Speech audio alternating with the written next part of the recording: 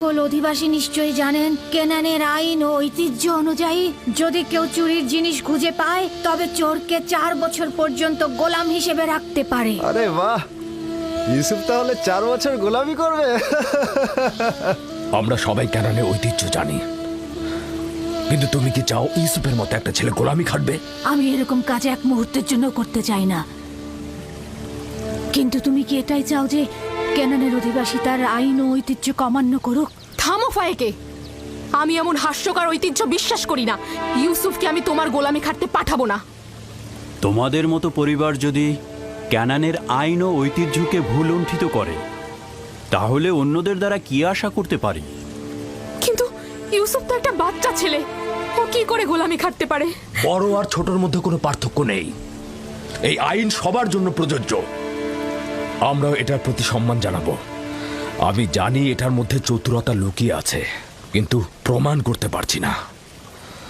যেহেতু তুমি ইউসুফকে ছাড়বেই না, সেহেতু বাধ্য হচ্ছি তোমার সিদ্ধান্ত মেনে নিতে।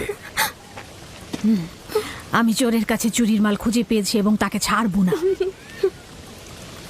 খোদার বান্দা ও রসুল আমাকে ক্ষমা করবেন, আমার উপর মনক্ষুণ্ণ হবেন না।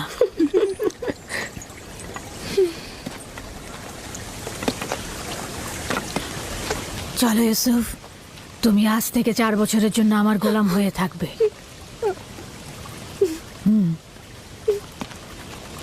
ইউসুফের এত তারিফার প্রশংসার ফলাফল এই আদর দিয়ে মাথায় উঠিয়েছে। ফলাফল হাতে নাতে পাওয়া গেল।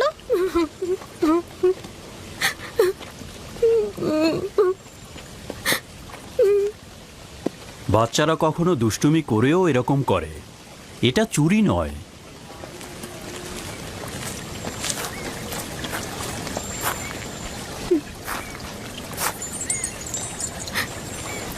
ইউসুফকে কেন যেতে দিলেন?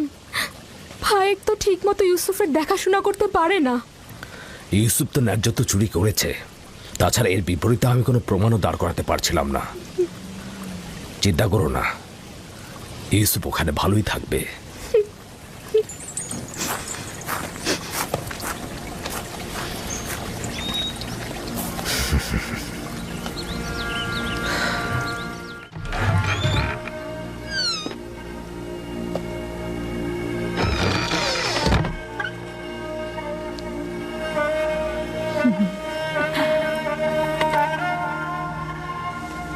আজ থেকে তুমি আমার মালিক আর আমি তোমার গোলাম। তুমি আমার ভাইয়ের উত্তরাধিকারী, আমার বংশের প্রদীপ, আলো। এই কোমর বন্ধনী মেরাজি সম্পদ, একমাত্র তুমিই এর উপযুক্ত। না,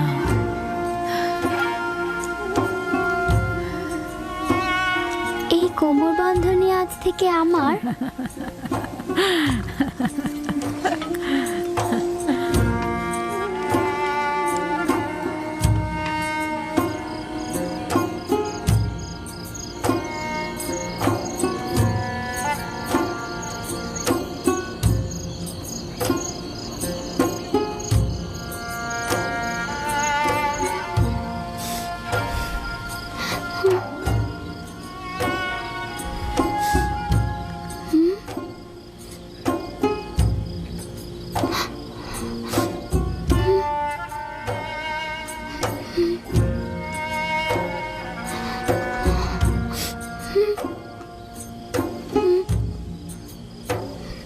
ইউসুফ, ইউসুফ পুত্র আমার, স্বপ্ন দেখছো?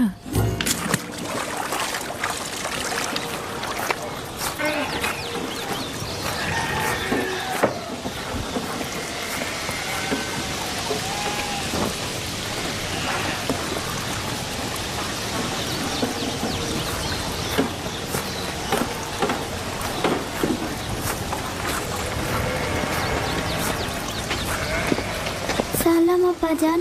সালাম আমার পুত্র। খোদার নবী কি আমাকে ক্ষমা করেছেন? তার বাড়িতে প্রবেশের অনুমতি পাবো? যদি এটা ব্যতীত অন্য কিছু করতে তাহলে ক্ষমা করতাম না। তুমি তো প্রেমিকের ন্যায় আমল করেছো, যেটা ভালোবেসেছো থাবা দিয়ে ছিনিয়ে নিয়েছো। ক্ষমা তো আম্বিয়া ইলাহির সৌন্দর্য। আশা করছি আমি ক্ষমার উপযুক্ত। আমি তো তোমার কোনো গুনাহ দেখছি না যে ক্ষমা করে দেব। তা হঠাৎ কি মনে করে? ইউসুফের পিড়াপিড়িতেই আসলাম। ও কাল রাতে একটা স্বপ্ন দেখেছে, সেটা তোমাকে বলতে চায়। এতে সন্দেহ নেই তার স্বপ্ন কল্যাণ ও নেককারময়। ইউসুফের স্বপ্নে কখনো অপবিত্র আত্মার স্থান হবে না। আব্বাজান, কি স্বপ্ন দেখেছো তুমি? আমি স্বপ্নে দেখলাম আমার ভাইয়েরা মরুভূমিতে খেলা করছিল আর ঝোড়ো হাওয়া বইছিল।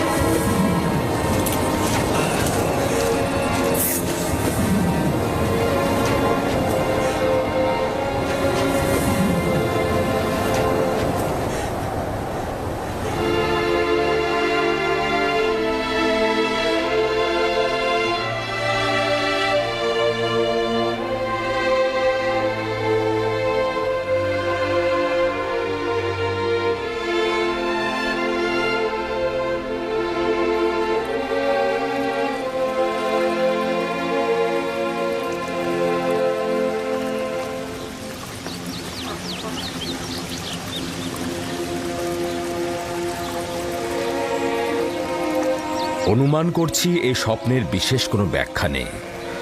অবশ্য স্বপ্নটা বিশ্লেষণের জন্য আমি আরো কিছুটা সময় নেব। নিশ্চয়ই কোনো নিশানা পাবো।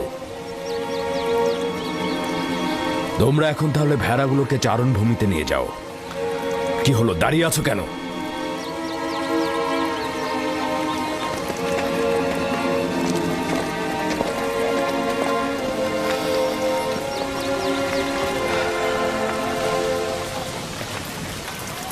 জানি না স্বপ্নের ব্যাখ্যাটা কি হবে।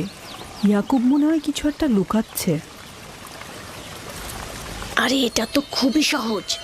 লাঠিটি হচ্ছে দলপতির আর ইউসুফ তার ভাইদের মধ্যে উৎকৃষ্ট, বোঝনি? স্বপ্নের ব্যাখ্যা মনে হচ্ছে বাচ্চারা বুঝেছে। দেখুন তারা কেমন যেন মনক্ষুণ্ণ। আমাদের চেষ্টা করে যেতে হবে যাতে তারা তাদের ভেতর থেকে মন্দ প্রভাব মুছে ফেলে। সবার সম্মুখে আসলে স্বপ্নটা বলা উচিত হয়নি। কিছু রুটি ও খোরমা তৈরি রাখো, 1 ঘন্টা পর আমি ওদের কাছে যাব। এসো এসো পুত্র আমার।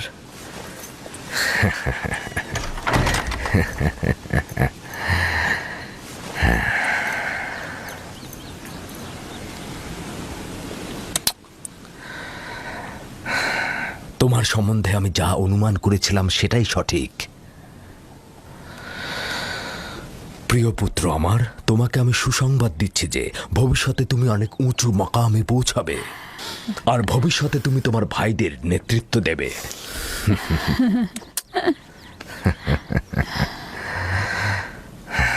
আমার পিতা তোমার দাদাজান আমাকে দোয়া করেছিলেন যে আমার বংশ থেকে অনেক অনেক পয়গম্বর আসবে। সবসময় আমার মন জানতে চায় যে আমার রেসালাতের উত্তরাধিকারী কে হবে। আশা করছি যে আমি যা ভাবছি তুমি তাই হবে। খোদা তাআলা তোমাকে সকল পাপাচার ও বিপদ থেকে রক্ষা করুক। সম্ভবত তুমিই সেই যার জন্য আমরা অপেক্ষায় ছিলাম। আব্বাজান, রিসালাত মানে কি? আমার খাবার ও পোশাক প্রস্তুত করো।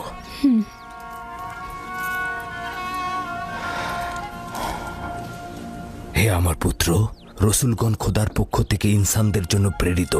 তারা ইনসানদের স্বাধীন পথ, হেদায়েত কামেল ও খোদার দিকে ধাবিত করেন। তুমি তোমার স্বপ্নের কথা আর কাউকে বলবে না, বিশেষত তোমার ভাইদের। কেন আব্বাজান? কারণটা হচ্ছে সম্ভাবনা আছে যদি তারা শোনে তাহলে তারা প্রতিহিংসার আগুনে জ্বলতে পারে এবং তোমার সাথে দুশ্মনী শুরু করতে পারে। আমাকে তো চিন্তায় ফেলে দিলে ভাই। আমাকে তো ইউসুফের প্রতি আরো বেশি মনোযোগী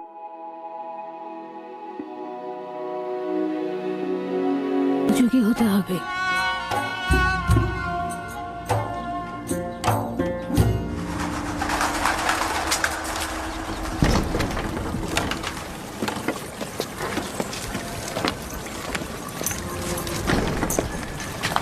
যদি অনুমতি দাও ইউসুফকে আমি এখন বাড়ি নিয়ে যেতে চাই। হ্যাঁ, নিয়ে যাও। ইউসুফের দিকে লক্ষ্য রেখো। খোদা তোমাদের হেফাজত করুক। ভালো থাকবেন আব্বাজান। খোদা তোমার সহায় হোক। সতর্ক থেকো আমার পুত্র। রাতে যখন ফিরবে ইউসুফকে আবার নিয়ে আসবো।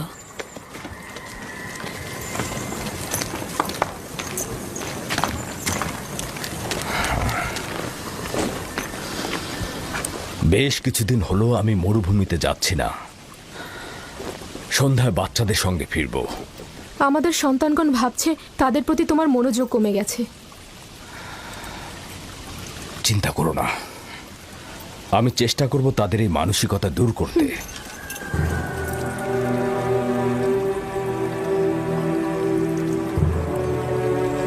ইউসুফ আর বেনিয়ামিনের উপস্থিতি ইয়াকুবকে তার অন্যান্য সন্তানের প্রতি অমনোযোগী করে তুলেছে। খোদা হাফেজ। খোদা হাফেজ।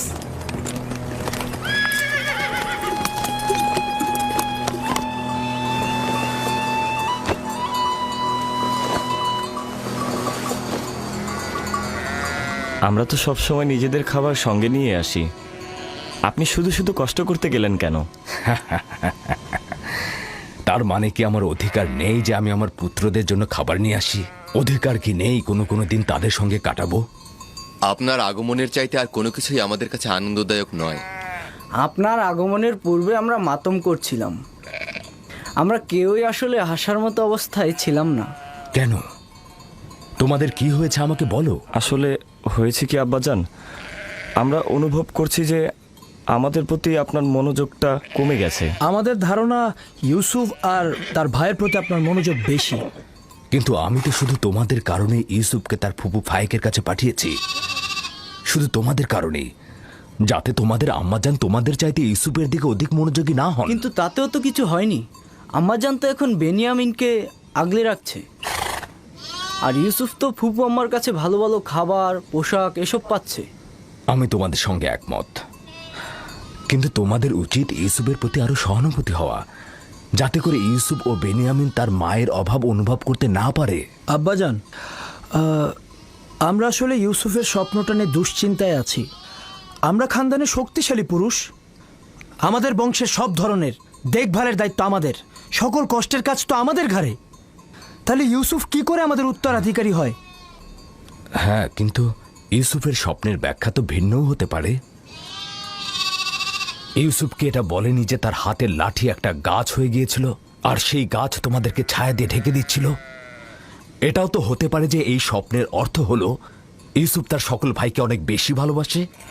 অথবা এটাও তো হতে পারে যে ইউসুফের সকল নেক আমল তোমাদের দিকে ঝুঁকে পড়বে।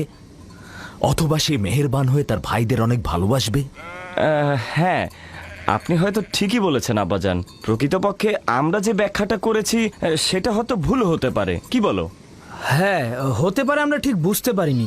তার মানে ইউসুফ আপনার উত্তরাধিকারী নয়? আমার উত্তরাধিকারী স্বয়ং খোদা তাআলা স্থির করবেন, সেটা তোমাদের মধ্য থেকে উত্তম কাউকে। তোমাদের এটা নিয়ে চিন্তা করার কোনো দরকার নেই। ইউসুফ ও বেনিয়ামিন হচ্ছে তোমাদেরই ভাই, তোমাদের দুশমন নয়। আমি তোমাদের সবাইকে ভালোবাসি। তোমরা একে অপরকে ভালোবাসবে যেন খোদা তাআলা তোমাদেরকে ভালোবাসে, আর তোমাদের কাছে আমার এটাই চাওয়া। হে আমার খানদানের মহৎগণ, তোমরা আমার আশা ও ভরসা। আমি সব সময় অনুভব করেছি যে তোমাদের উপর হেলান দিয়ে আমি উষ্ণতা পাবো। তোমরা হলে সাহসী যোদ্ধা। তোমাদের উপস্থিতি তো ইয়াকুবের দিলকে কখনো দুশ্চিন্তায় মশগুল করতে পারবে না। আব্বাজানকে যে কষ্ট আমরা দিয়েছি সেজন্য আমরা ক্ষমা চাইছি আব্বাজান। আমাদের হয়তো আরেকটু লাভিন আফতার ইকবাল, হ্যাঁ, একটা নেকড়ে আসছে। নেকড়ে, নেকড়ে, চলো চলো চলো, হ্যাঁ, চলো চলো চলো।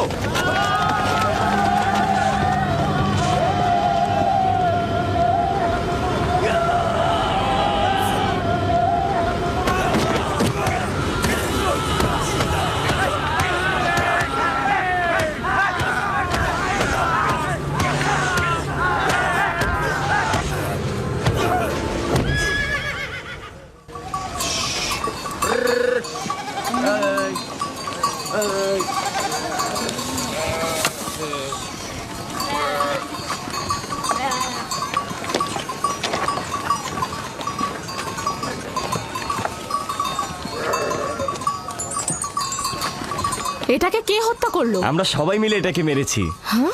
আমাদের ভেড়ার পালের উপর এই নেকড়েটা আক্রমণ করেছিল, আমরা সবাই তাকে পিটিয়ে মেরেছি। নেকড়েটা যদি তোমাদের উপর হামলা করতো? তার আগেই আমরা ওটাকে শেষ করে দিয়েছি। সে যাই হোক, খোদা আমার এই পাগল আর ভয়হীন বাচ্চাদের কল্যাণ করুক। আপনিও নিশ্চয়ই এতে অংশগ্রহণ করেছিলেন? আমাকে তোরা হস্তক্ষেপ করার ফুসরতি দেয়নি। আমি উঠে বসার আগেই তোরা একদম নেকড়ের কাজ খতম করে দিয়েছে।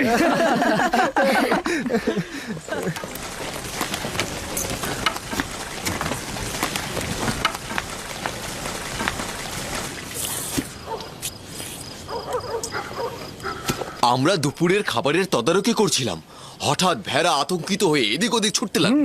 তারপর একটি বড় নেকড়ে হামলা করলো, আর সঙ্গে সঙ্গে আমরাও তার উপর হামলা করলাম। এটা তো অনেক বিপজ্জনক কাজ। এত বিপদের মধ্যে তোমরা কেন গেলে? এটা তো খুবই সহজ হিসাব। নেকড়েটা আমাদের ভেড়ার উপর হামলা করেছে, আমরা ওর উপর হামলা করেছি। যার কাছে যা ছিল তাই দিয়ে হামলা করেছি, লাঠি দিয়ে পাথর দিয়ে থেতলে দিয়েছি। প্রথম তো আমি লাঠি দিয়ে আঘাত করলাম, তারপর লাভি পাথর দিয়ে আঘাত করলো, পালাবার কোনো সুযোগই দিলাম না। আমার দিকেও তেড়ে এসেছিল, কিন্তু আমি যদি ভয় পেতাম তাহলে আমাকেই হামলা করতো। ইস, আমি যদি থাকতে পারতাম। আব্বাজান, আমাকে অনুমতি দিন, আমিও ভাইদের সাথে মরুভূমিতে যেতে চাই। না আমার অন্তর, এখনো তুমি অনেক ছোট, আর একটু বড় হও তারপরে যাবে। খাও। শামুন, লভি, ইয়াহুদা, বাইরে এসো। এই চলো আরে, নেকড়েটাকে চলো চলো বাইরে চলো ফেলে দিতে হবে। এসো আমিও যাই। যাও এসো এসো। আসছি। যাও আমার পুত্ররা, যাও ক্যানানের কুকুরগুলোকে আতঙ্ক মুক্ত করো।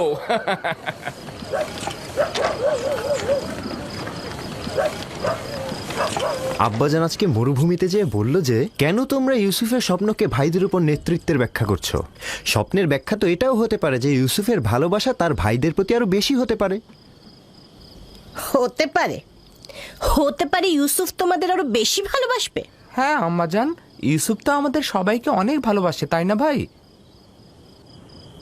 সবাইকে ভালোবাসার জন্য স্বপ্ন দেখার প্রয়োজন ছিল না। স্বপ্ন ভবিষ্যতের খবর দেয়, ইউসুফের নেতৃত্ব আর শ্রেষ্ঠত্বের খবর। তোমাদের আব্বাজান তোমাদের সাধারণ লাঠি ভাবে। এ কথা বিশ্বাস করো না। তোমার আব্বাজান আসলে তোমাদেরকে নীরব রাখতে চাইছে।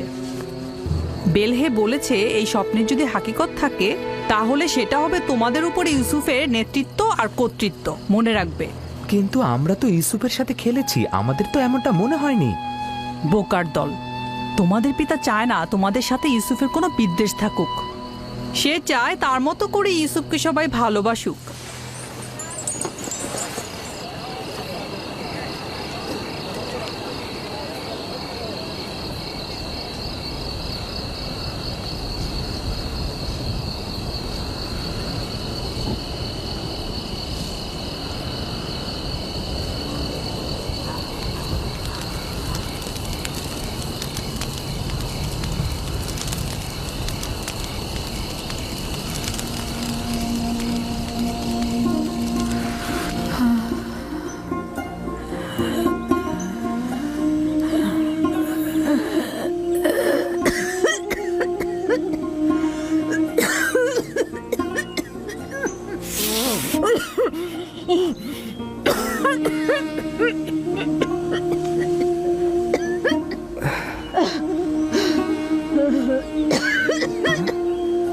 ফুফুজান,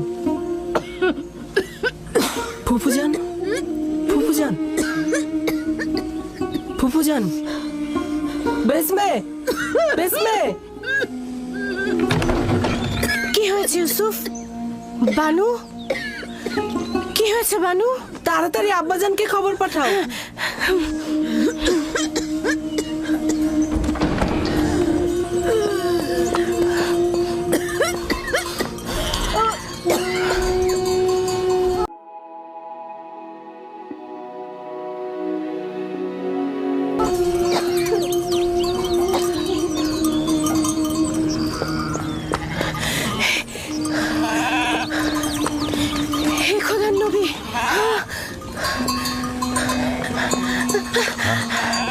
খোদার নবী, আপনার বোন ফাইকের অবস্থা ভালো না। তাড়াতাড়ি আসুন, তাড়াতাড়ি চলো। তাড়াতাড়ি আসুন।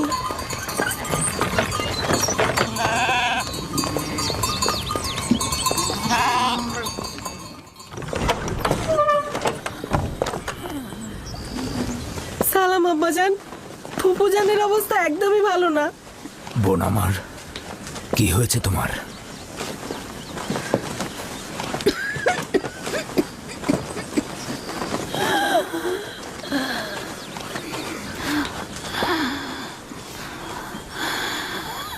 অবশেষে আমার সময় শেষ হয়ে এসেছে। এইসব কি বলছো বোন আমার? তোমার অবস্থা তো ভালোই ছিল, হঠাৎ করে কি হয়ে গেল? অত কিছু তো জানি না, শুধু জানি চলে যাচ্ছে। তাড়াতাড়ি ওনার জন্য হেকিমের ব্যবস্থা করুন, ওনার অবস্থা ভালো নয়। আমি গতকাল থেকে জানি যে আমার আর সময় নেই।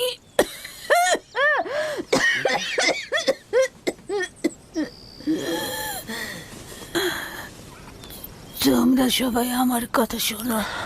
গতকাল যখন বাড়ি থেকে চলে আসার জন্য পিড়াপিড়ি করছিলে, তখনই আমার বোঝা উচিত ছিল। এই দুনিয়ায় আমার কিছুই নেই, যা আছে ইউসুফকে দান করে যাচ্ছি এবং আমি তার কাছে ক্ষমা প্রার্থনা করছি। তোমার কাছেও ক্ষমা প্রার্থনা করছি। এই 4 বছর মিথ্যা অপবাদ দিয়ে ইউসুফকে আমার কাছে রেখেছি। খোদা তাহলে আমাকে ক্ষমা করো, তোমরা আমাকে ক্ষমা করো।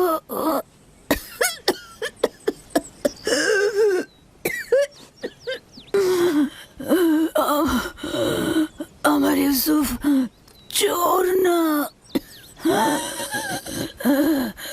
আমি কোমর বন্ধনীটি লুকিয়ে রেখেছিলাম ওর জামার নিচে। আমি তো সেটা জানতাম, তুমি অযথা চিন্তা করো না। সবাইকে বলে দেবে আমার ইউসুফ চোর ছিল না, কখনো না। এটা ভেবে তুমি কষ্ট পেও না। আমি একটু তোমার সঙ্গে একা কথা বলতে চাই।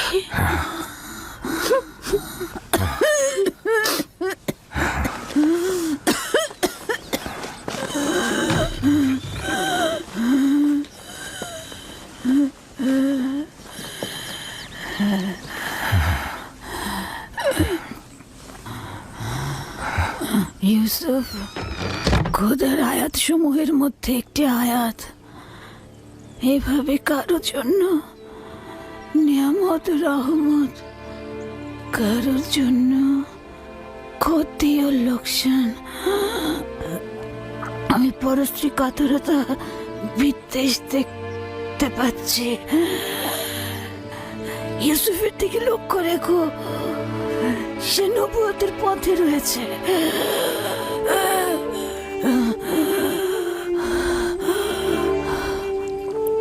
মুহূর্তের জন্য তাকে একা করো না, ক্ষণিকের জন্য তার প্রতি গাফেল হয়েও না।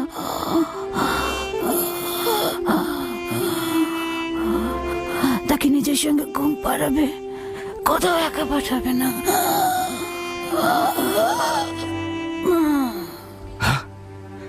বোন, বোন আমার, তোমার সফর কল্যাণময় হোক, তোমার সফর কল্যাণময় হোক। আমার সালাম আমাদের পিতা ও মাতাকে পৌঁছে দিও, রাহেলকেও আমার সালাম দিও, আমাদের দাদা ইব্রাহিম নবীকেও আমার সালাম পৌঁছে দিও।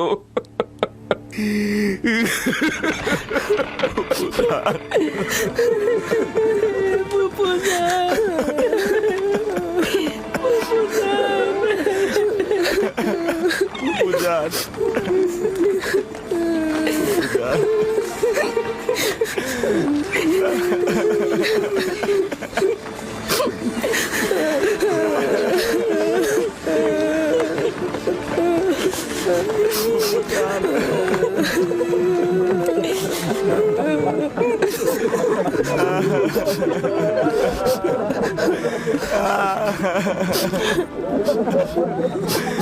বুঝান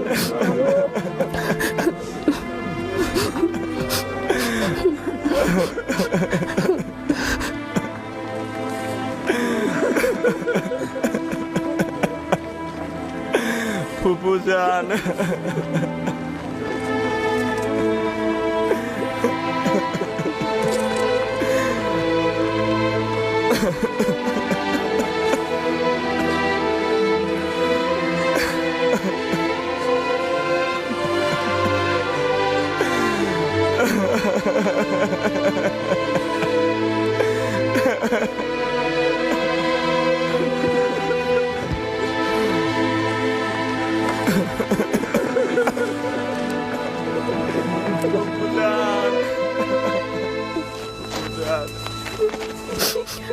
এক খোদা ভিন্ন অন্য কারো কাছে প্রার্থনা করো না এবং শুধুমাত্র তার কাছে আশ্রয় চাও।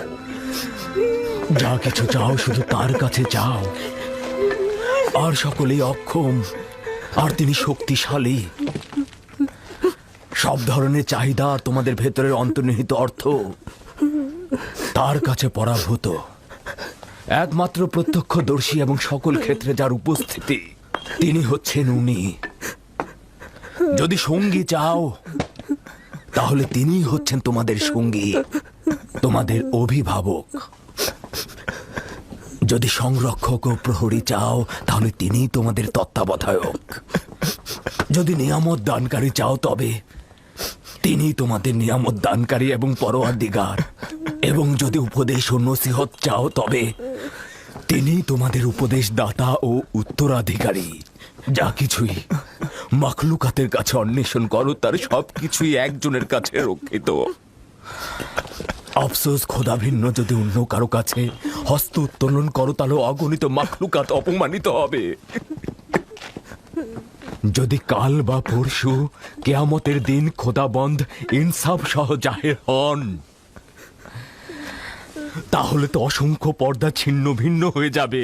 যদি তিনি ইনসাফ সহকারে সৃষ্টির দিকে নজর দেন, যদি কেয়ামতের দিন খোদাতালা মজলুমের আর্তনাদ শোনেন, তাহলে অসংখ্য গুনাহগার আমির ওমরা পাপি তাপি বন্দী হয়ে যাবে। অতএব আখেরাতের সফরের জন্য রসদ সঞ্চয় করো এবং কাল কেয়ামতের জন্য নিজেদের আমলকে সংশোধন করে নাও। ফায়েকের মতো সবাই সফরের জন্য প্রস্তুত হও, কেননা সকলকে এই পথেই যেতে হবে। চলো সবাই ফায়েকের আত্মার মাগফিরাত কামনা করে একসঙ্গে দোয়া করি। হে পরওয়ারদিগার, ফায়েকের রূহকে নেককার রূহদের সঙ্গে ও আপনার বন্ধুদের সঙ্গে পুনরুত্থান করুন। আমিন।